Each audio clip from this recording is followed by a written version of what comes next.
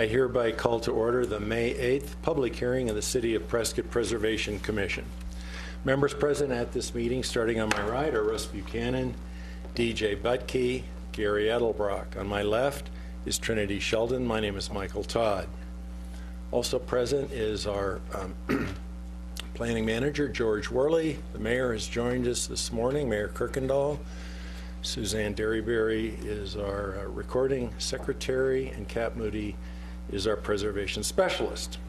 This is an open public hearing and is being videotaped and tape recorded by the city.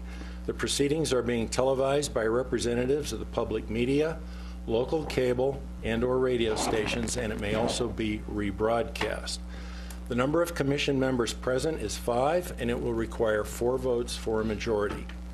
All parties wishing to be heard on an issue are required to raise their hand and recognize the chairman prior to speaking. Speakers will be expected to state their name and address for the record so that we may know who is speaking and be able to contact you at a later date if necessary. Please turn off any cell phones or electronic devices, and if you haven't already done so, please sign the attendance roster before leaving the meeting. Our first item is the approval of the minutes of the April 10th, 2015 meeting. Are there any comments from any of the commissioners? No? That being the case, do we have a motion on the approval of the minutes of the April 10th meeting? Chairman Todd, I move to approve the minutes of the April meeting. Thank you, Mr. Edelbrock. Do we have a second? I'll second that. We have a motion and a second. All those in favor signify by raising your right hand and saying aye. Aye. Aye. All those opposed? Motion passes 5-0. The next item is HP 15-008, 117 South Cortez Street, Historic Preservation District 1 in the Courthouse Plaza. It's the request for approval for remodel of interior and converting a window to a door in the rear of the building for access to living quarters. Kat Moody will make the presentation. I am briefly going to list the items for this item on the agenda, but I'm going to allow Bill Otwell to give the presentation regarding the specifics of the project. So this request includes remodel of an interior of an apartment space, convert a window in the rear of the building to be a doorway with 2 side lights, same width as the existing window, that will provide external access to the living quarters without having to go through the restaurant space. Construct an inclined concrete walkway to provide access to new door, and install amber tan-colored canvas awning to protect the new door in the rear. And with that, I'm going to turn it over to Mr. Otwell, and I can...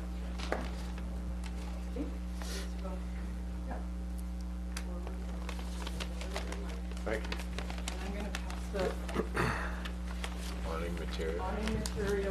Good morning, Chairman and members of the Commission. Bill Otwell, 121 East Goodwin, and here today to talk about this apartment, which I think is really pretty exciting to have a downtown apartment. It actually has its own garage too, which is, excuse me, is unusual.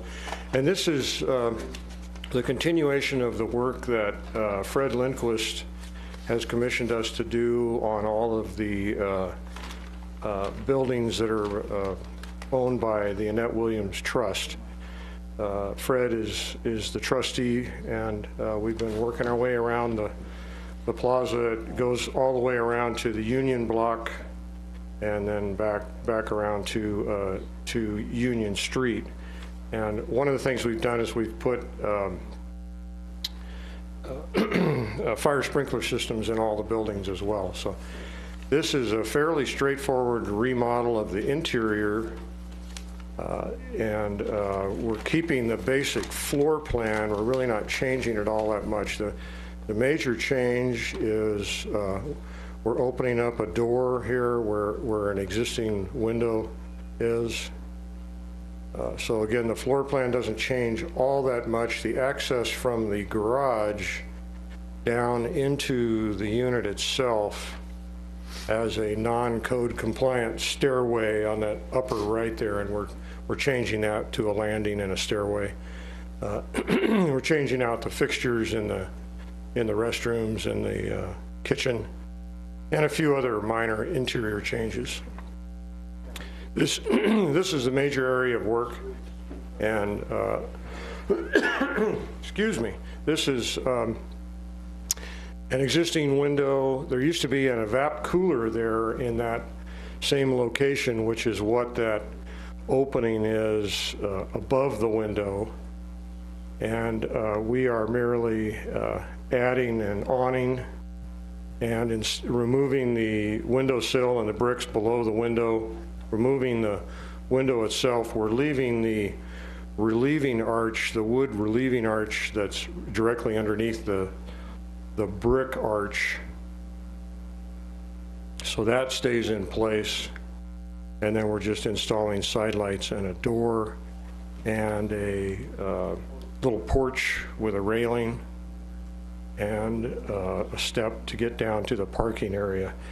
And if I go back to the site plan, you can see where the door is there in the middle of the north wall next to the striped area. There's a nice open area there that is not accessible to vehicles, so it's not. It's just a patio in front of the space. So, and this, thanks to, I believe it was Kat's efforts years ago, we still have the brick wall here. That was going to be stuccoed, and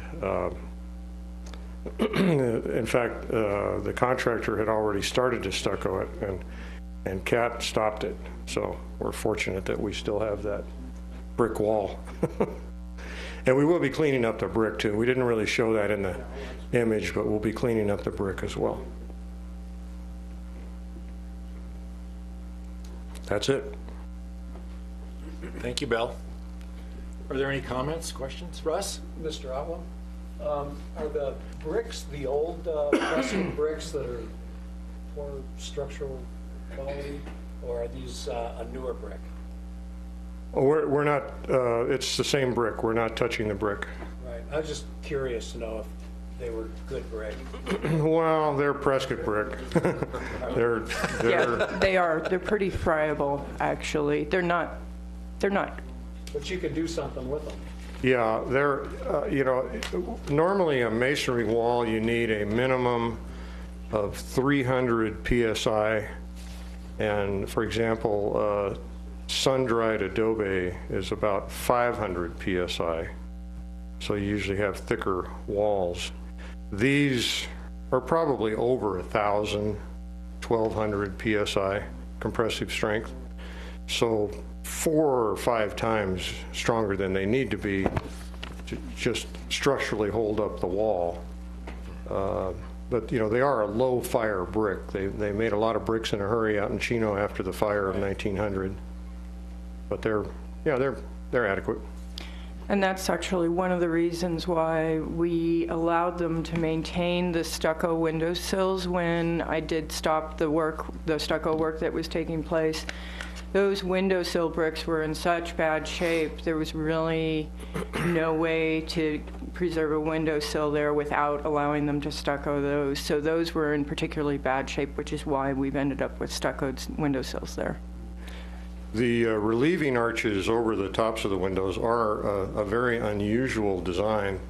They have the soldier bricks where the bricks are vertical, and then they have a row of bricks lying down, which is called a sailor course.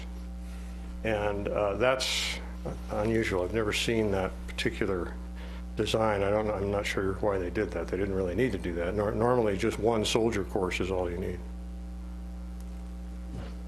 Are the windows, do they have integrity, or do they? Yes, they are. They're the original windows on the north side, and that's what I usually see. The windows on the south side take a huge beating, and the ones on the north side are fine. They have screens on them, which also protect them from the weather. So we will be just cleaning them up and making them operable, the windows. Just out of curiosity, is it going to be a rental, or is the tenant owner going to occupy? Do you know? I believe the tenant who is going to be operating Mob Burger downstairs is planning on living there. No. So kind of living above the shop. Oh, yeah, neat. Yeah. Any other questions of Mr. Otwell? Thank you, sir. Thank you. Appreciate the input. Looks like a great project. It's going to be a nice improvement back there. Yes, it is. Yeah. Be nice to have somebody living there. Yeah. All right. Gentlemen and lady, do we have a motion on this item? HP 15-009? Oh, excuse me, 008. Chairman Todd, I make a motion that we approve HP 15-008. All right, we have a motion to approve. Is there a second? I'll second it. We have a motion and a second. Is there any further discussion? That being the case, all those in favor of approving HP 15-008 as presented signify by raising your right hand and saying aye. Aye. Those opposed? Motion passes 5-0. Thank you. Thank you, Mr. Otwell. The next item is HP 15-009. This is request for approval for signage mounted on the side walls and entrances of the under construction now Holiday Courtyard. Cap Moody will make the presentation, please. As noted, this is signage and a mural related to the Holiday Courtyard and the Grand Highland Hotel, which has a lease agreement for the use of this courtyard. And so I'll go through first on the site plan the items that are being requested, and then I'll show you the renderings of those items. So the first item on the list is a signage, two 4x4 square signs placed on both the north and south wall of the space, and I'll show you renderings of those signs in a moment. They advertise both the Grand Highland Hotel and the Holiday Courtyard. And then we have a request for courtyard policy signs to be installed on the sidewall here at the back by the stage, and then also one up front at the front entry to the courtyard. And then paint a... Kat, excuse me. Yeah. It didn't show on your screen. Where's the one at the front entry going to be? The one at the... I'm gonna let Nancy answer that specifically, whether, it's going on the side pillar, and I'm not sure exactly which location in the front. It'll be at that front entry gate, but I'm not quite sure on the exact placement. The one at the rear is going to be on this wall here. And then a scenic mural is being painted across this rear, the face of the stage area. So let me take you through the renderings.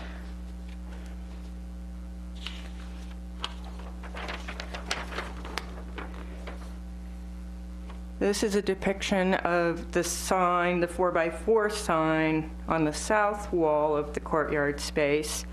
That same sign, and here you can see close up the sign graphics, would be mounted on the other side, on the north side of that courtyard space. The courtyard policy sign looks like this.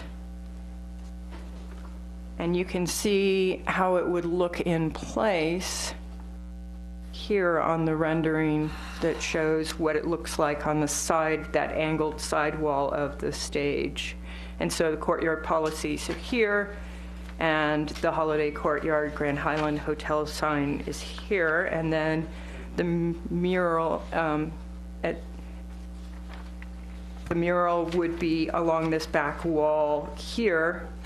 This is not considered signage because it's not advertising any specific business, and it's generally just representing the region as a scenic depiction of Thumb Butte.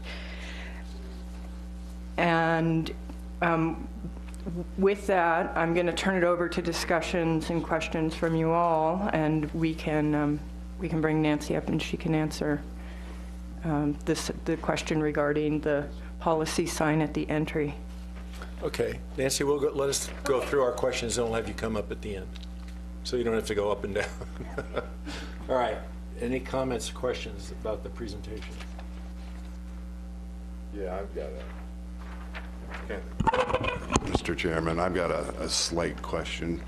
This may be directed more towards George, but I was under the opinion that these are two separate properties. Have they been combined? The reason being I asked that is the sign to the north advertising the hotel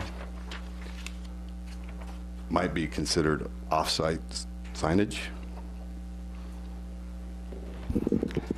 Mr. Chairman, there are two separate properties under a single ownership, and under our approach to this property, because the primary use of the site will be associated with the hotel, is that it's not considered off-site signage. There is also a mutual use agreement between the two that limits the use to those things that are controlled by this property owner. So should the property ever sell separately, the signage becomes off-site signage at that point. But under current ownership, it's considered a single property. I had no objection to it. I was just curious about the logistics of it. Yeah, we did thoroughly look through that because of the question of whether it's off-site signage or not. Thank you. Are there any other questions, any comments? I'm maybe a little bit behind the curve on murals, and I know the city's talking about having a mural committee and all that. Does this fall within that purview, or?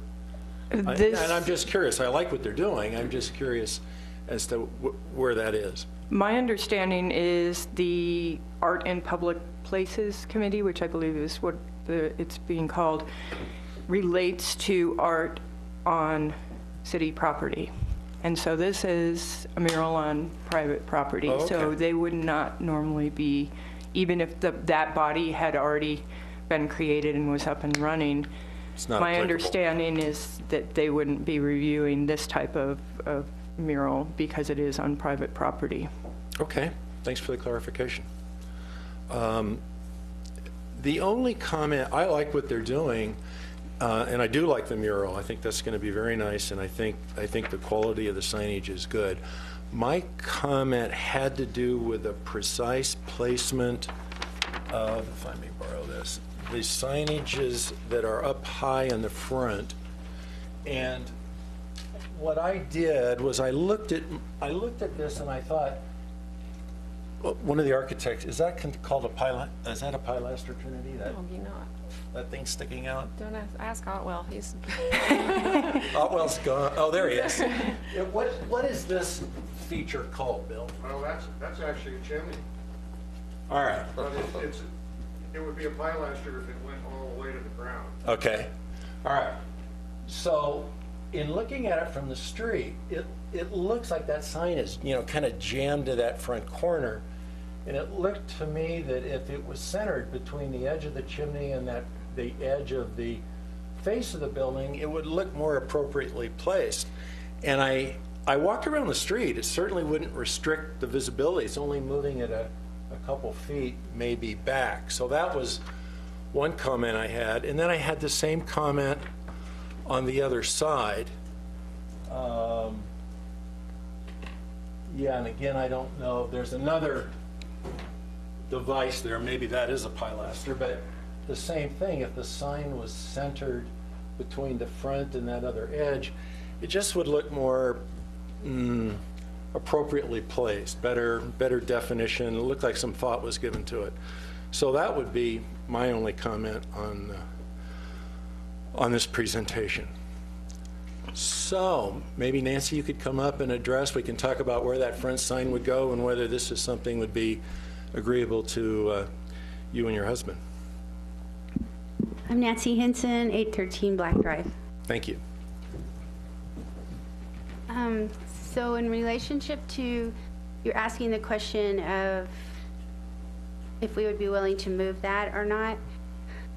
I would have to take that back to our electrician and make sure that we could, run everything the way and run the electricity to that point, and also work with Stefan as to his belief in where the sign ought to be placed in that area. If it works out electrically, would you have any objection? It doesn't look, the movement is pretty minuscule in terms of shifting the sign. It doesn't, I went out there and looked at it for quite a while, wouldn't affect your visibility at all, and it just looks like it would be more thought out if it's centered between those two elements. Stefan, do you have a comment?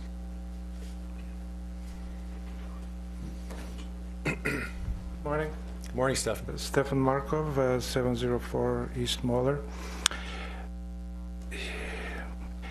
If you take a closer look at the layout, you can see that the sign is placed justified to the left with equal distances from top and bottom, especially on the right-hand side, and that gives it a pleasing look as well. And to the right-hand side and the left-hand side at the same time gives it more visibility from the traffic on either side of the street. So that's the reason how we placed it there. More visibility from the traffic? I looked at it pretty hard. It didn't look like it affected it one way or the other from a visibility standpoint. I'm not trying to argue. It's just a different placement to where it's. In my opinion, it gives it a real balanced look as well. Thank you. Any other comments? I have a quick comment or question. I'm looking at the site plan, and looking at that, you can see that there's a drainage pipe coming down from, I guess, where you'd see on the mural. It'd be like about a third of the way in on the mural. Yeah, right there. Are you planning to paint that to where it blends in, or? Yeah, the intention is to paint the whole back wall. Okay. So there's a door back there as well, and we would make that part of the mural so that it would all sort of disappear. Okay, thank you. And then, Nancy, could you just indicate where you think the courtyard policy sign might end up here in the front? Because we didn't ever address that. We haven't addressed it because we haven't made up our mind. Part of it is looking at when it gets all done and where it's going to be. Probably, I want it to be visible, but I also don't want it to be the first thing people see, kind of, I don't want it to be overwhelming. So we're trying to decide where the best place for it to go in the front. And we still have to put in our tables and chairs and umbrellas, and so it's hard to decide where it would be visible. We could put it on the side of the bathrooms, but it's just about checking out where it's going to be the most visible. I would hesitate to put it on the pillars in the front. We probably wouldn't do that. So we're still not 100% sure where that sign's going to go or exactly how big it'll end up being, but we do want to have the rules posted on the front and the back. Sorry, I'm not more clear. That's okay. Well, it was just wasn't clear when Kat made the presentation. I didn't know if you had a specific. No, it's because you're not going to have it on the sidewalk facing the sidewalk. No. Okay. What are the hours that you'll have the gates open? We're looking at trying to be as flexible as we can. We noticed that probably the biggest influx of employees that come from the parking garage is right at 8 o'clock. So we're looking at a little bit before 8 o'clock to allow them to walk through the courtyard. And then we would close at dusk. That's kind of the intention if there's nothing going on in there. Any other questions, Ms. Hinson? Okay, thank you. Okay. Are there any other comments? Stefan wanted to speak again. I just wanted to add that Nancy and I had several revisions, and one of the placements was also what you recommended, and we just kind of opted to to have the last revision that we submitted to you. So that was discussed as well, and even in a lower position to lower to the right. And so we thought that was the optimal place for it. Well, the height didn't bother me. And the size of the sign was fine. It looks like it's a decent scale. It was just, when I looked at it, the first thing that struck me is it looks off kilter. It's a massive wall, so no matter where you put it, it will still look a little bit... Well, no, I know that, but because of that chimney projection and the pilaster on the other side, it's a natural boundary to center it on. Yes, that's the instinctive look for it, so to say. But like I said, we tried it, and Nancy opted to put it to the left there to give us. It was a mutual decision. Okay, thank you. Thank you. Mr. Bucky, you're about ready to say something? Yes, thank you. You'd mentioned that you weren't uncomfortable with the placement vertically, although something inside me tells me that the top of that sign wants to be in alignment with the headers of those windows, because it just looks like out of rhythm. Well, it's hard to tell from this angle, but it looks like it's fairly close to the header of the window, isn't it? The bottom is. I'm talking about the top of the sign. Oh, well. See, if that was to have been adjusted lower in alignment with the top of that sign being at the top of those window headers, I would just feel a little bit more comfortable with that. Well, I think all things being equal, you're right, it would look better there, but I think they would have an issue with visibility. I think they'd rather have it up higher. I may be mistaken, but... That also, if they were trying to match the sign height on both sides, would not work very well for the other side. If that, if they were trying to create symmetry. You're saying that the sign to the north is as vertically as high as the one to the south? Looks lower, but that's just... Well, it's a little hard to tell without having... Yeah, without side by side. Yeah. Yeah. But it sounds to me like you just stated that was it juxtaposition to the relative top of the parapet, or when you say similar in height? I think it looks to me like the height down from the top of the parapet is equal on both sides in the rendering. I see. Well, that makes sense. That's all I had. Is that it? Yeah. All right. Any other comments, questions? I'm going to make a motion that we approve HP 15-009, Historic Preservation District 1, as presented, with the condition that those two signs be centered between the pilasters on each building. That's my motion. Do we have a second? All right, there being no second, that motion fails. Is there another motion? Motion to approve HP 15-009. We have a motion to approve 15-009. Is there a second? I'll second that. There's a second. Any further discussion? All right, all those in favor of approval of item HP 15-009 signify by raising your right hand and saying aye. Aye. Aye. All those opposed? Nay. Motion passes 4-0. 4-1, excuse me. Thank you. Okay, the next item is HP 15-010. 106 and 108 West Gurley Street, Historic Preservation District 1, request for approval for signage for the Lone Spur Cafe. Cap Moody will make the presentation. As indicated, this is new signage for an existing business that is expanding in the space to the west. Let me show you a shot from, well, this is several years ago.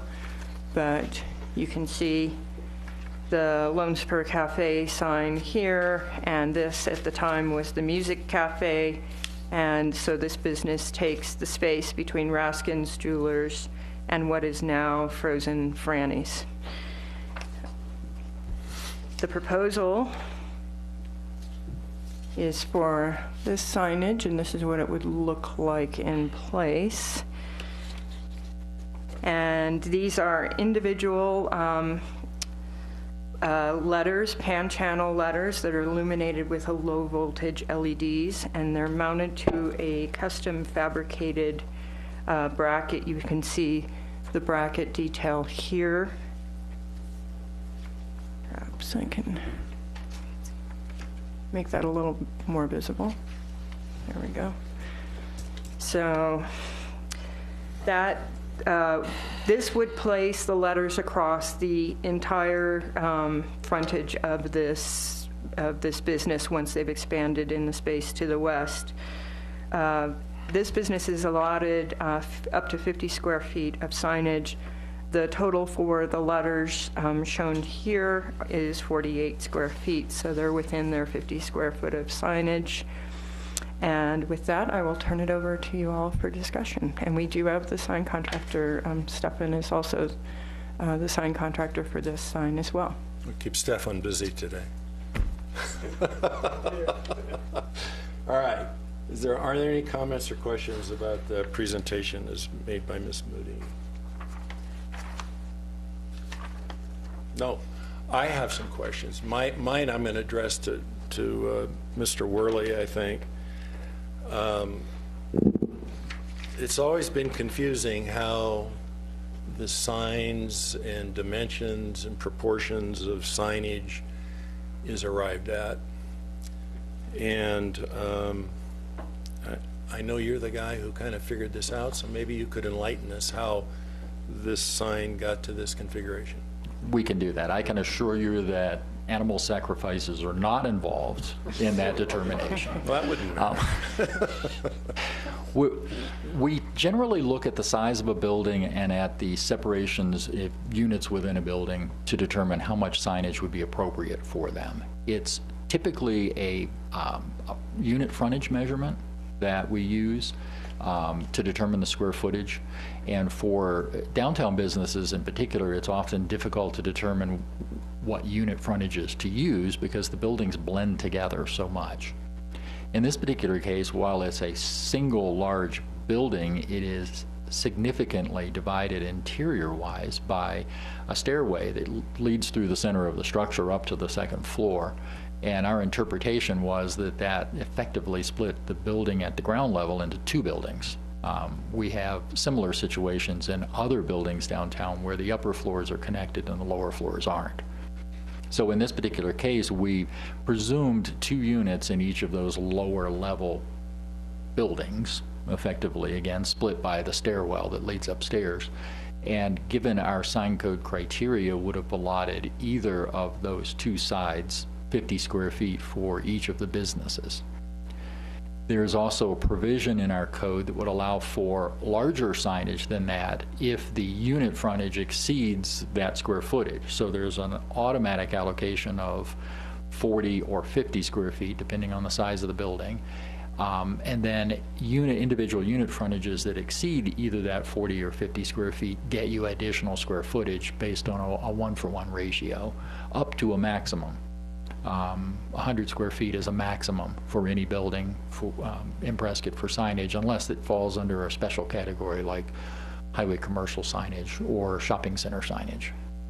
Well, what happens if you, in this case, you have one tenant? So you're saying 2 units, but you really have one tenant. He's crossing buildings effectively with what he's doing by our interpretation. By crossing into the second building, he's breaking the wall between the 2, in effect. Yeah.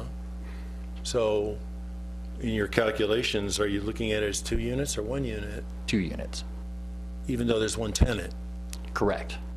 So is this all sort of quantified, or is this sort of interpretation of what you think It's mostly intended. quantified, but it doesn't address particular situations like this. As with most codes, they're written to cover the largest possible population, and not necessarily a situation similar to we have in many of our downtown buildings where years of building divisions or building combinations have resulted in unusual situations. So there's a bit of an interpretation here. All right. Thank you. All right. I'll open this up again, but I want to give kind of my macro feeling on the city's signage in general, specifically relating to the downtown district. And when we get our packets, it says they're allocated so many square feet, and but there was never a clarification of how that was arrived at. And in this case, that's why I asked the question. And I think, from my perspective, it's always been, and I've been involved in a lot of sign programs in my previous life, but it seems to me that proportion and dimension is critical in a signage, but one that also gives the tenant or the owner the exposure they need, but also is appropriate to the scale of the building and looks good for the community. And the size of the sign, as long as it's in proportion, from my perspective, is irrelevant whether it's above the square footage allowances or below it. And I'll give an example. I think it was probably 5 or 6 years ago. I think Russ was the only other member here that was on this commission when the McKellar-Williams vertical sign came up on the building across the street from the St. Michael's Hotel. And there was some debate on that sign. There were two presentations. One was the sign that's there now, which was the smaller sign, and they also had presented a larger sign, and there was some debate about that. And my perspective was that the larger sign looked better because it was more in scale with that building. It was also more consistent with the St. Michael's Hotel building across the street. It blended in and made more sense. Ultimately, it was the smaller sign that was approved. But when I look now at this building, at this signage, I like everything they've done with the sign. We're getting rid of these what do you call them, the can boxed signs, and that's a good thing because those I don't think enhance much, and I like this one, but it appears to be somewhat out of scale from a size standpoint. And based on what you've said, it sounds like there's some interpretation. I would like to see that sign scaled down a little bit, still to where it gives the retailer owner good exposure, but that it also doesn't overwhelm the building and look inappropriate from a size standpoint, especially from people, on the street or across or in the park. So that's my comment with respect to the sign. I just think it needs to be scaled back a little bit. Maybe not a lot, but a little bit. It just overwhelms everything there, especially when you compare it to the adjacent users, the Franny sign or the Raskin sign. It just is, it's in your face, I guess is the best way to describe it. So, any other comments? Yes. Thank you, Mr. Chairman. Historically, this building, in my opinion, has always been that little silent middle child. You see it in plenty of pictures in the parades and everything, but there's never been any major tenant in there or anything like that. And recently, and I think Mr. Otwell can attest to this, is that when that upstairs was brought back to its historic, it's preserved historically and renovated accordingly, there was a property line that ran right through the middle of this building that had to be removed to allow for one big open space upstairs. But downstairs, historically, there's always been clearly articulated 4 bays of operation with the stairway dividing the two. And I could see where that 2 bays, 1 unit, would allow for that much signage. But I have to concur with our chairman. I think it's a little overbearing, a little bit too much, proportionate to the simplicity of the building itself. I mean, it is. It's just a real simple, straightforward little building. And it just appears as though, I mean, I could appreciate it from a business standpoint, but from an aesthetic standpoint, it just feels proportionately too large to me. And that's really the only comment that I would have. I would like to see it scaled down perhaps 80%. I mean, to 80%.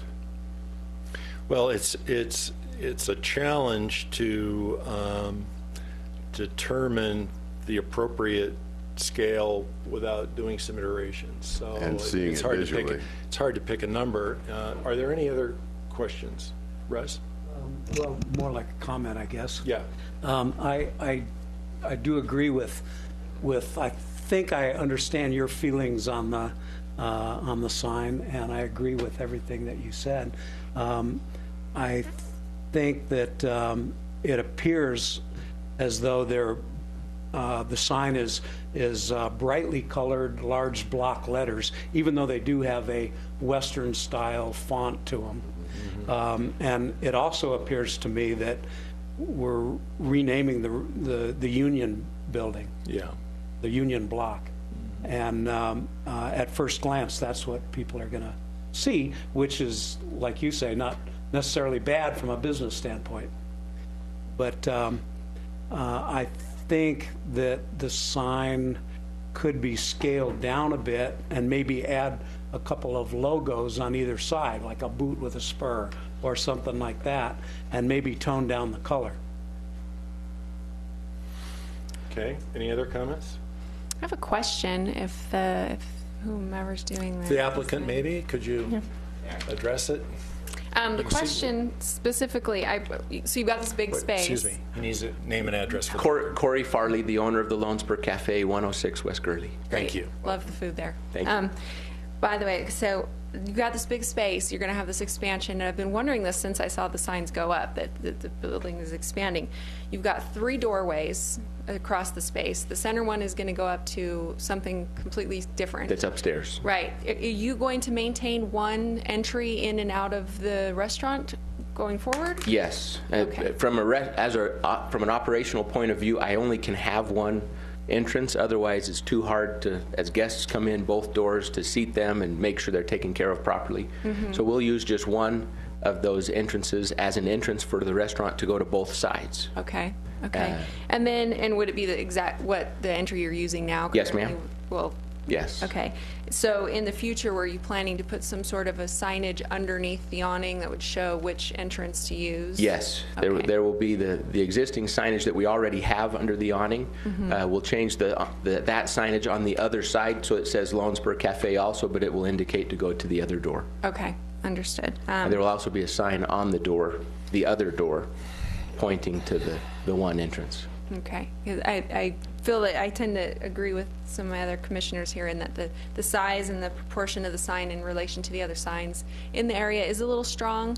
I don't think you're going to have a problem of getting people to notice the sign at all based on the color scheme and the flavor, so to speak, of the look of the signage. But the size of it is a little bit overwhelming, and especially in that it is the center half of the whole structure that's being labeled there. So, thank May you. I address some of that? Yeah, you see what we're struggling with. So I do see, and I've gone through this for months before we even submitted it. Part of what I'm trying to do as the owner is I've got a business on both sides of what used to be 2 separate properties, and I've got a staircase about 6 feet wide going up the middle that I'm trying to combine and look like one restaurant or one business. And so that's been part of the difficulty here. And one way that we've determined or thought we could do that is by having a sign like this that kind of ties the two spaces together to make it look like one Lone Spur Cafe. One comment we hear all of the time with the existing signage is people saying, "Where's the Lone Spur?" We hear that's probably what we hear more than anything else. And so as we determined this signage, we want people to know where we are. We've been very careful to be beneath the square foot that's allotted as we've done our research there. I think part of the reason why it stands out so much like you all are describing is we're comparing it to some, as you said, Mr. Todd, some of the old can signs that we kind of want to do away with that have been there forever. So when you see it on this picture here, you're comparing it to Frozen Franny's and Raskin signs that have been up for a long time and are more kind of like the signs that have been up for a long time. And you know, the Frozen Franny's sign isn't as big as it could be. I don't know why they did that. That would be a question for the owner of Frozen Franny's. Raskin signs has been there, I think, for a long time. And so part of, I think, what you're describing is we're comparing it on this picture to the other signs that are smaller than they should be and have been there, and they're the old box style. I spent hours and hours very pleasantly sitting at the courthouse plaza just looking at all of the signs around the court, around that square, because I want to fit in. I don't want it to be something different, but I'm seeing a lot of very old signs that while we keep the charm of Prescott, we need to update a little bit, in my opinion. As the business owner, I've talked with several others and of the owners around the square, and they feel the same. It's just they haven't been presented an opportunity to update their signage like I have as we're expanding. And so, but I spent hours on the courthouse plaza just looking at all the signs, and I saw all kinds of different signs. What I originally wanted to submit was something going vertical and neon, and I thought, well, that probably won't go through. And even though there's other signs that are like that around the courthouse square. So I'm trying to fit in and yet at the same time be the first to update the courthouse square. I believe what will happen as businesses change hands, as they remodel, as they expand, I believe they will expand, update their signage and do something like this. You know, what we've done is we've just done away with the box that's gone around the sign and gone to channel letters, which allow me as the owner to maximize the size of those letters. I realize that's what I'm doing, but it's because there's no box around it, and it gives it, I think, an illusion of looking much different than all of the other signs, and I think that's part of what you all are addressing. Well, you're certainly preaching to the choir if you're talking about updating and making our signage a more cohesive package around the square. I was going to say, if you sat there looking at all the signs around the square, you'd have a headache with the I got several, but mishmash. I was eating while I was doing it, so it was okay. Yeah, no, we're in agreement with you there, and that's not the issue of your updating the type of sign. Everything you've done is great. Our only issue, I think, is that it's not in the right proportion. It needs to come down a little bit because, as Mr. Buchanan said, it looks like it's the Lone Spur Cafe building rather than the Union Bank building, but you're a tenant there. And we certainly don't want you to modify it such that you think it would negatively impact your business, but it needs to come down a little bit, I think. And so we're in a situation now where you probably don't want to delay, but we'd like to work with you to approve something that works for you and us. May I speak? Sure. You know, I've looked at all different sizes of that sign to do that, and again, the difficulty that I face here is I'm trying to tie together these two spaces into one, and as we shrink the size of that sign, it then shrinks the space, and it doesn't incorporate, because I've got this big stairway right in the middle. And that's what I'm trying to go around and show my customers. So look, this is the Lone Spur on this side of the stairway and this side of the stairway. And we've on one side it's the entrance, and there's a little lobby there for if there's a wait. On the other side there's seating right up to the window, and so people can look in and know, oh, this is part of the Lone Spur Cafe. As we've played with that and shrunk the size of that, I lose that, and then it looks like what it does is it looks like the entrance is the stairway, because as I shrink the sign down like this, it brings it closer together, and then people are thinking, well, there's the stairway, and they're not even looking to the right. And so as I played with that, we did leave 2 feet extra. You know, we could have gone a hair bigger. Well, I think in looking at it, you may be thinking we want you to reduce the size more than we probably do, because I know that when you shorten the length, you're also squeezing down the height a little bit. To keep the proportion of the letters. So I don't think, I'm guessing, but I would bet if your distance, the length of the sign, I'm going to reach up, went from here to here, that is, you cut off 1 letter on each end, I would bet that lowers the height just enough to where all of a sudden you get the same coverage horizontally for your entrance, but yet it brings it down enough to where it looks more in scale with the building. And it's hard to tell without seeing it because we only have this one thing. But that's my guess based on my past history with working with sign programs. I'm going to interject here. So currently, the sign, each of these words is depicted as 8 linear feet.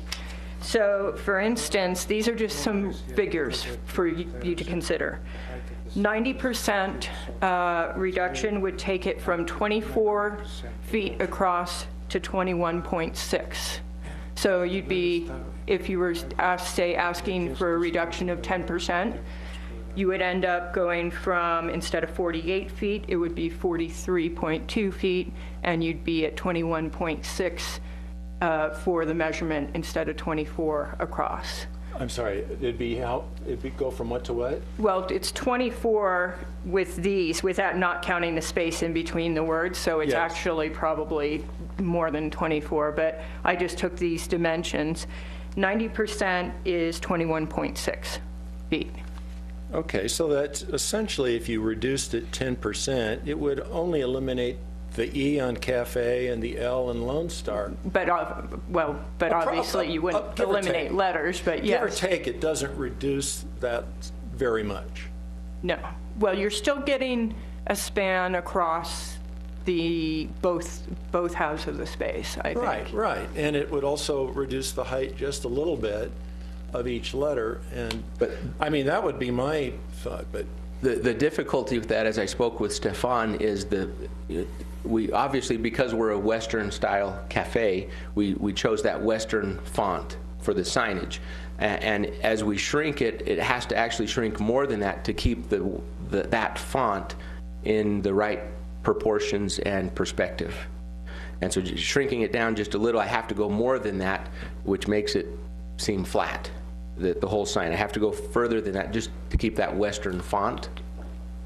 You could proportionally shrink all the letters. Yeah, the letter equally. As the height and would come in the... Right, and I was just, as Kat said, there was certain feet to go down. It actually is more than that as we played with that before to keep the font in the correct perspective. Another thing is, I'm not sure as we see this here, we're looking at it exactly in scale. Each of these letters are just 2 feet tall. The sign, essentially, it's Lone Spur Cafe. Each one of those is 2 feet by 8 feet. Is that correct, Kat? Yes, that is correct. So the letters are only 2 feet tall. I believe they look taller than that as we're looking here. It may look out of perspective, but they're just 2 feet tall. And then each section of that is 8 feet wide. So each letter is 2 feet by 2 feet in there, and it does look bigger, I believe, on this picture than it really is. The Raskin sign, I believe, is, I don't know for sure, 4 feet when I tried to measure the best I could. High? Tall, yes. Okay, that could make a huge difference. And how much is it? 3 feet. 3 feet. Well, I guess the dilemma is you're getting an almost unanimous consensus that it's not quite right, and we'd like to see a way to maybe modify this so that it's more consistent with respect to the building proportioned. So I'm not sure where to go from here, other than to make a suggestion. We don't want to delay the process for you. What about if Stefan had a couple of modifications, brought it in, we took a look at it without going to another hearing, or do we have to do another hearing? I think we'd probably end up having to have a special meeting or another hearing, yeah. George? It would depend on your motion. If you were to make a motion, for instance, approving the sign with a 10% reduction of the individual letter sizes, for instance, and I'm not suggesting that one in particular, but as an example, if they bring back something like that for review by the historic preservation specialist and it meets that 10% reduction of individual letter size, it would be administrative at that point. You've taken your action. If it's something that requires discretion and a determination of compatibility, which is what you're doing right now, a discussion of that, that probably should come back to you. That is a discretionary act. It's not something that's generally ministerial or administrative. Could that be worded so that, I don't want to tie a specific percentage in, but maybe we could say 10% subject to staff review, because it could be 8%, it could be 12% that ends up looking right to us and to the applicant. And that's the problem. That becomes discretionary. What this commission believes is the appropriate size of the sign in comparison with the other signage in the downtown is a determination that you individually make and express through your vote or through your motion. Could we make it discretionary, let's say discretionary at the staff level? Technically, no. You can't hand that off to us. Yeah. If you give us clear criteria for evaluation, yes, we can do that. Again, something like the 10% reduction, we can calculate a 10% reduction. It becomes non-discretionary on staff side. You can't hand off your ability to us to make the compatibility determination. May I ask a question? Excuse me. Mr. Todd, you made a good point just a moment ago that this representation may actually be a little bit inaccurate. May I ask, what is the total distance of the frontage of your store, of your shops? 38 feet. Okay. So we're looking, these signs here then are 24 feet. Okay. Plus the space in between. In between. So I'd say 26 probably. So in the rendering, it's actually showing it taking up almost the entire space. And that's what I mean by it's probably not in proportion. Right. So, and it would actually be somewhere between 10 and 20% smaller than what it's showing in the rendering. Well, our dilemma is we only have what you present to us to look at. So if it's not accurate, it's difficult for us to make a decision. Yet I believe it's described accurately in there as 2 by 8. It's described, but it's not depicted in the rendering. It looks, from what, and I agree with what Trinity has just brought up, that it does actually look, the rendering depicts it probably larger than it actually would appear on the building. I can show you on the picture, if I go over here by Cat, where the actual dividing lines, the walls between the spaces are, and you can right here. Right there. And then right there. So it is, as the picture expresses, the sign is not that long. I have 38 feet there, and the sign going across is just 26 feet. Well, I'm not sure that that's relevant, really. I don't think the signage criteria has never been that it has to go from one edge of a... No, but what it does, though, I think, is it addresses the concerns that you all have expressed in that it's proportionately too big for the building and the space, because it's not as big as the picture leads us to believe. Exactly. And the space is 38 feet wide. The sign is only 26 feet wide here. So there's that 12 feet that doesn't go space to space there. The rendering is essentially showing it larger than it would actually be completed on site. you know. It would be, because when we designed those windows behind those clerestories, they were probably in the neighborhood of close to 3 feet tall.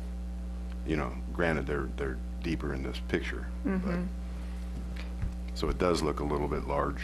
And if I could just ask a couple questions, if I could. Proportionately, on business frontage is the way this is tabulated. Would not the upstairs get a combination of all those signage somewhere to be, I mean, legally allowed for? Or are they just limited to, is this just tabulated on a ground level? I mean, do they just get 6 foot wide? Generally, it's the unit frontage, and the upstairs doesn't have a frontage on the street. Their internal signage will be inside the building. They will probably have a sign at the stairwell, a directory type sign. Most of the upstairs businesses are like that. As you go down the street to the west, the Bashford Court building put some additional signage on the upper level through a comprehensive sign plan. It was something that was designed to address an unusual situation that they had with a lot of retail spaces upstairs. We are not anticipating retail spaces in the upstairs of this building, so we think the directional signage at the stairwell will probably suffice, and then individual signs inside on individual units once you get upstairs. And I have had, to address that question, I have had several questions from potential tenants of the upstairs of that building, interested in what type of signage they can place inside the window, which is not covered under our sign guidelines. So. For what it's worth, I'm the tenant on the 2 windows on the right upstairs, and that one and the one next to it above cafe, and there's no signage. Well, I guess the dilemma is if this isn't an accurate reflection, if it is an accurate reflection, the sign looks too big. If it isn't an accurate reflection, we don't have anything to go by because this is all we have.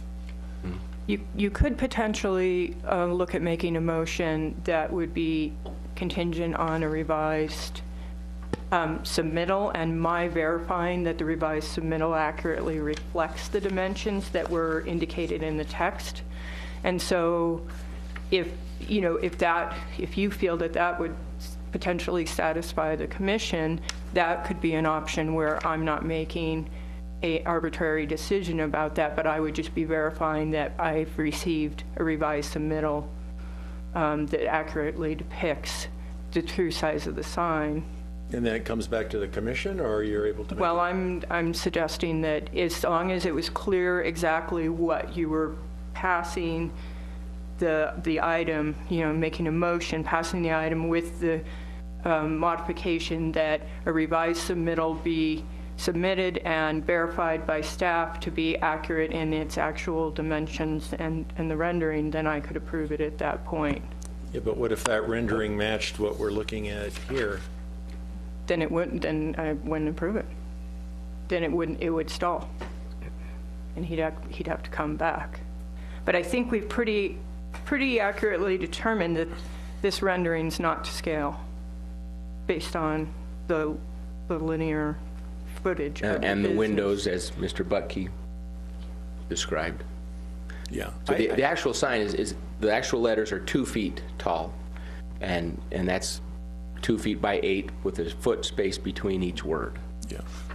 I don't mean to be getting in the weeds. I know I get into weeds on signs because I think they're important both to you as a retailer. They're important to the community because, especially here, because it's the center jewel of our community. So I do, as everyone will tell you, I do get involved in signs. But I think if that's acceptable to you, I think we should make a motion, as Kat says, to get a verification of what this really is so we can see it. And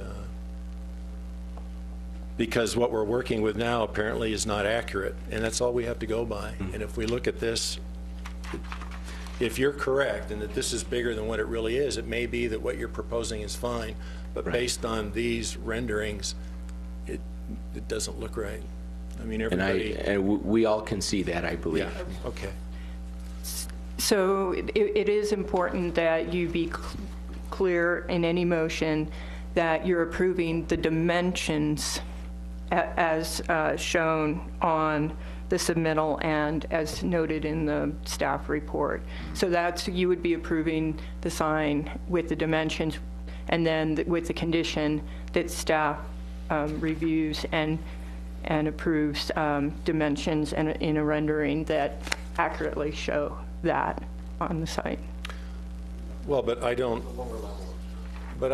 know whether this accurately shows. Well, this doesn't. So if they're going to resubmit another rendering, what if it's resubmitted at the dimensions and it does look like this?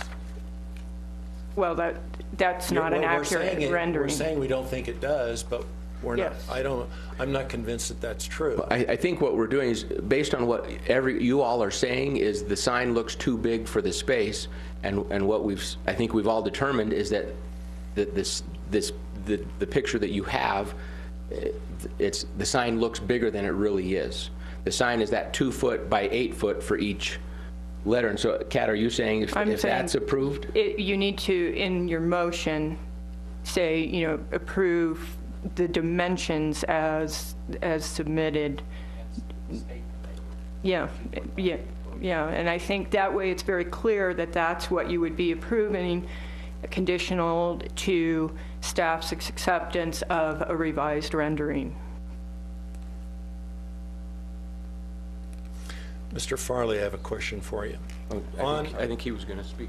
Do you know, since you've spent a lot of time on this, when we look at that, do you know where actually the beginning of that L starts and the end of the E starts on that building? It will be centered between the 38-foot space. No, but I mean, when you look at, say, the two windows above, are they, when we're saying the sign is too big on the rendering, I'm trying to determine how much too big. And I'm wondering if you know the answer. You may not know the answer. Yeah, I don't. You mean you're talking about the windows upstairs? Yeah, that's only because we can see that as kind of a reference point. Yeah, I don't. Maybe Mr. Otwell could, or Stefan could address that. So I believe it's right in the center. I believe it's symmetrical, but I don't know that for sure. So the center of those windows. This is again, it's a photograph taken at an angle, so it's hard to tell. Right, Stefan or George. Yeah, just a comment.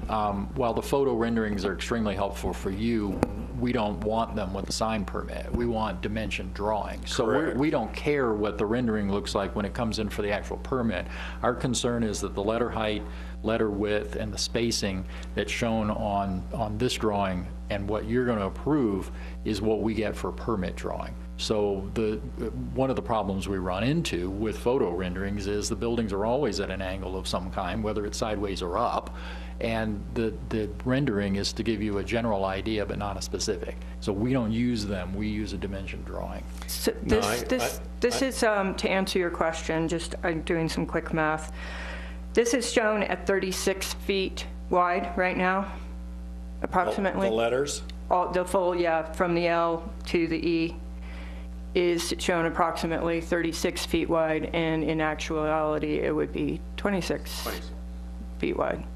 Oh, that's it already is smaller, like you were describing earlier. It just on here, it's depicted bigger than it really is. All right, so that's a big difference. So let me just make sure. When we look at this, when we look at this rendering, Kat, you're saying that as measured against the building in the rendering, that sign is 36 inches long, or 36 feet long. Yeah, I just took approximately. I just took the basically the dividing wall of the space here and here and placed a little tick mark there. Okay. And so that's 38 feet. So you can see there's about maybe a foot on either side of that that's clear of lettering. So I would say that's shown at about 36 feet wide right now. And the actual is 24 plus Plus two. third 28? 26. 26-ish. For 1 foot between each word. Well, I'm glad we went through the exercise because that's a huge difference. And I think that what that does is it shrinks it by 5 feet on each side. Yes. Which is about what you all were expressing earlier Okay. anyway. I'm okay with it then. Which is We're gonna about lose- 2 letters. Yeah, on each side. Yeah.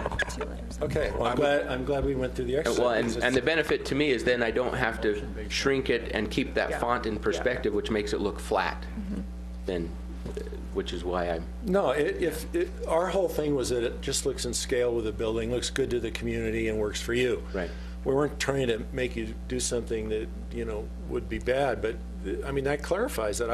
I mean, in my opinion, that would make a huge difference in the scale. I don't know what you guys think. What do you guys think? If I may, I'm glad we went through this exercise as well. I would have really, really liked to have seen the technical drawing on this. I mean, you've got engineers and architects on this board, and we get technical drawings all the time. That would have been a huge clarification, this being a photographic rendering versus, an actual elevated drawing. You know what I'm saying? I think that just as future reference that we look at those details, just like George would, just so we have that same subjectivity to quantify. Sometime we can do that. On some occasions, what we have before you is the rendering because they haven't designed the specifics, because this interaction occurs, Right. so your negotiation occurs. So we don't always have the quality level of the submittal that we would get for a building permit at your stage in the process. Where we have it, we will certainly include it. I see. Perhaps we should, because I mean, I've seen a lot of example awning drawings, just thrown in there, kind of a little photo, rendering. And whereas those proportionalities in elevation and or plan really do make a difference. Just throwing It that would have out there. clarified in this But instance. to see this drawing, I absolutely love this font style. I just think it just says Western all over it. And that the overall length and proportion of it, the height and width proportion is right. And I mean, I have no objection to that. It was just the overall length looked overwhelming in this photo. In the appearance. In this photo Yeah. rendering. I'm So sorry we didn't make that more Being on clear. the same page as, I think Mike's Yeah. saying that makes a world of difference. Yeah. If we're limiting this thing proportionately to a 26-foot width versus 36 shown here, huge difference. Makes a big difference. We might not even be having this conversation. Russ, are you okay with it? Yeah, I am. I'm just fine with it now that I know that the sign is not going to be quite as big as portrayed on the picture. I also noticed, too, and one of the other objections was, geez, it sure is bright, and it kind of renames the entire building. But if you look at the picture, down at the bottom, you see the cars kind of washed out with the sun, and up on the top you see the shadows and dark, sort of a darker picture than it really is for where the windows, on the building. And then in the middle you see the bright Lone Spur Cafe sign. I don't think it's going to be as bright as it appears on this picture. I think it's going to be You're a correct. little bit tempered down. The same, that the is same, the same Photoshop. shadows and everything will be on that. So- I think that's the only way to place that there so you can visualize it. But just, as Raskin's sign, you can see the shadows. You see them on Frozen Franny's sign. And those same shadows would be on Lone Spur. It's just as we impose that over the picture, I can't draw the shadows in. Or Stefan can't draw the shadows.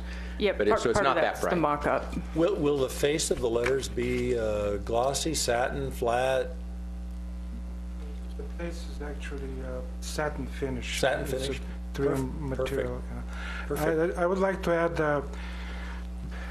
we're under tremendous, how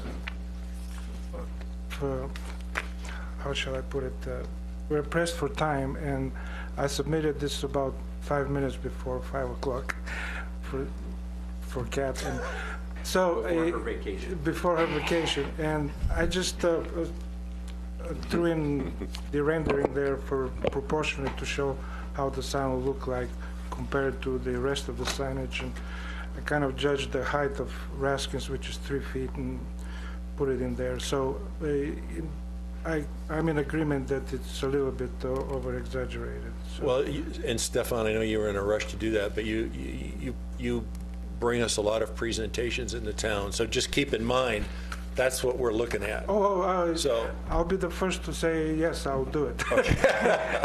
All right. Thanks for your effort. Mr. Farley, thanks for your patience. Thank you all. We didn't mean to. No, that's drag fine. your drill. That's fine. Thank you. You bet. Thank you. All right. Do we have a motion on HP 15-010? I just had another comment. Go ahead. I mean, just visually, relative to this picture, if we're taking 26 divided by 36, as the 38 is depicted here, what is that, about 80%? Not that I'm going to throw in an 80%, but that would squeeze that in between visually the outsides of the 2 center windows. It would be well within that boundary, visually. Yes. I just wanted to bring that up so that Still looks good. still looks good. Do we have a motion? I'll make the motion that we approve HP 15-011, HP 15-010, 106 and 108 West Gurley. Request for approval for signage for the Lone Spur Cafe as presented. And I'll second that.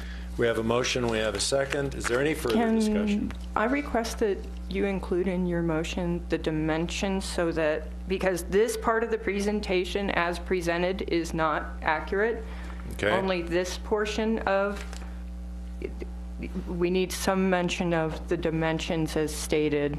I'll restate my motion that we approve HP 15-010, 106, 108 West Gurley Street.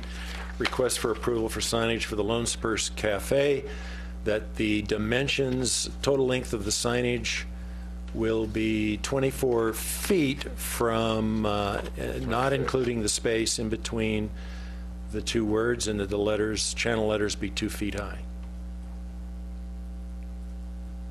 Is there a second? I'll second. We have a motion and a second. Any further discussion? No further discussion. All those in favor signify by raising your right hand and saying aye. Aye. All those opposed? Motion passes 5-0. Thank you, Mr. Farley. Thank you, Stefan.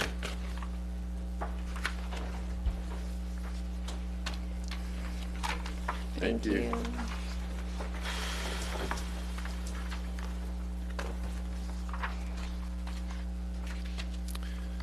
The next item is HP 15-011, 346 South Mount Vernon Avenue. It's a request for approval for a full basement remodel, including an exterior door replacement. Kat Moody will make the presentation. This property at 346 South Mount Vernon is listed in the National Register, and the property owner is wishing to create a master suite in the basement. This is the front view of the home. There will be no changes to the house that would be visible from the street, so you have to go to the backyard, and here's a shot of the back of the home. And most specifically, the changes to the exterior are limited to this door area here. As part of the remodel, the homeowner wishes to replace this old aluminum sliding glass door, which is non-functioning. She would like to place a wood, full-light, 6-foot wide French door in that space.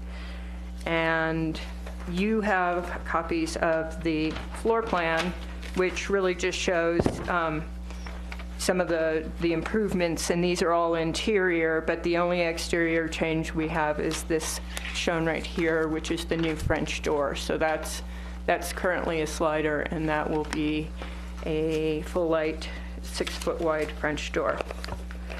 And we do not have the homeowner present. She had indicated that she wouldn't be able to make the meeting, was hoping to get a friend to come represent in case there were any questions, but she emailed me yesterday and said that wasn't going to happen. So with that, I'll turn it over to you all for discussions and questions. Thanks, Kat. Any questions or comments? Just one or two. So really, visually, all we're looking at is the replacement of those doors. Yep. Everything else is interior. It is. And it may, well, that's a building department issue. Okay. Any other comments or questions? The door is inoperable. That she indicated that sliding glass doors had a bar in it for years and it hasn't been opened. And she said it's in really poor condition. Appears to me it'd be an enhancement to the neighborhood. Yes. Yeah, I And think more it's in clear, keeping I with think this. it's clear that it would be an improvement. Yeah. And I think And the French door she does intend to live in the space. She's not, we did question whether she was thinking she could rent it or, and she wants to use it as a master suite for herself. Is there a style of French door she has proposed? Just regular wood, full light French door, nothing fancy, but a wood constructed door. There is a French door shown in the rear yard. To the left in the Yes, there's a storage. That's a wood door. That's behind this tree in this picture. He's talking about. No, I'm looking at this picture here. Mm-hmm. Is this a door? Oh, And yes. then on the third level, is that a door? Yes, I believe it is, but I don't have the floor plan for that, but it looks like a door. Okay. Any other comments? Do we have a motion on HP 15-011? Trinity? I will move to approve HP 15-011. Excuse me. Let me rephrase that. Move to approve HP 15-011, request for approval for full basement remodel, including exterior door replacement. We have a motion. Do we have a second? I'll second that. We have a motion and a second. Is there any further discussion? All those in favor, please signify by raising your right hand and saying aye. Aye. All those opposed? Motion passes 5-0. The next item would be if there's an update of current events or items of note. Just letting you know that I will be attending the statewide historic preservation conference next week. So hopefully I'll have a nice report to give you all when I come back. Is that in Flagstaff this year? It's in Flagstaff this year. Oh, that'll be good. It'll be in Phoenix the following year, and it'll be in Prescott the year following that. Are you going to be the only attendee for this? Yes, I am. Okay. Then we're well represented. Thank you. Thank you. Does anybody else have anything else? Russ, you got any regulators going on or anything? Got Yeah. a school presentation this afternoon out in Dewey Humboldt. For the regulators? No, the Rough Riders. Rough Riders, I'm sorry. That's okay. You want me to- Did one yesterday. I'll never live that one down, right? All right. That being the case, we're going to call the end to the May 8th meeting of the City of Prescott Preservation Commission. Thank you all.